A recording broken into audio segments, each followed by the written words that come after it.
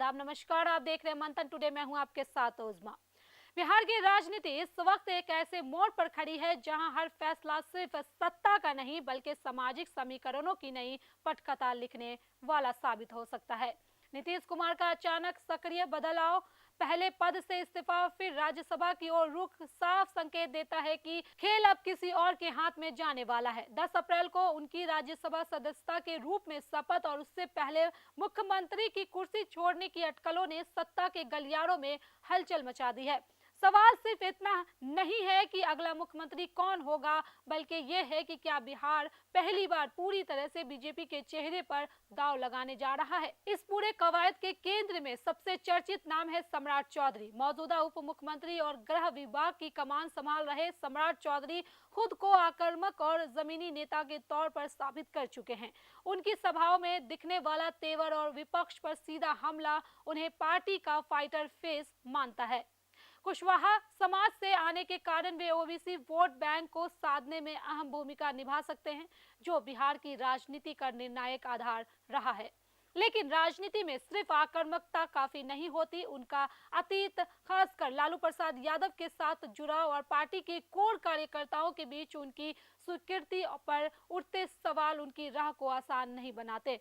दूसरी तरफ विजय कुमार सिन्हा का नाम उतनी ही मजबूती से उभर रहा है, लेकिन एक अलग अंदाज में। वे ना तो ज्यादा शोर करते हैं और ना ही हर मंच पर आक्रामक बयान देते हैं, लेकिन संगठन के भीतर उनकी पकड़ और प्रशासनिक अनुभव उन्हें एक सेफ और स्थिर विकल्प बनाते हैं। विधानसभा अध्यक्ष के तौर पर काम करने का अनुभव और हाल में अपने विभागों में दिखाई गई सक्रियता ने उन्हें गंभीर दावेदार बना दिया है। भूमिहार समाज से आने के कारण वे स्वर्ण समीकरणों को साधने में अहम भूमिका निभा सकते हैं और यही वह बिंदु है जहां बीजेपी को सबसे ज्यादा संतुलन बैठाने की जरूरत है।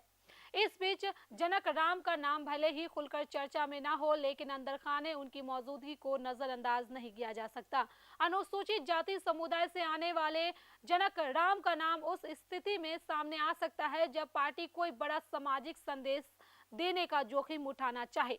बीजेपी की राजनीति में सरप्राइज फैसले कोई नई बात नहीं और यही अनिश्चितता इस पूरी समीकरण को और दिलचस्प बनाती है। असल चुनौतियां यहाँ सिर्फ एक नाम चुनने की नहीं है, बल्कि उस चेहरे को तय करने का है जो ओबीसी, स्वर्ण और दलित तीनों वर्गों को एक साथ साध सके। एक तरफ संगठन की निष्ठा और विचारधारा का दबाव है, तो दूसरी तरफ चुनावी गणित का कठोर सच।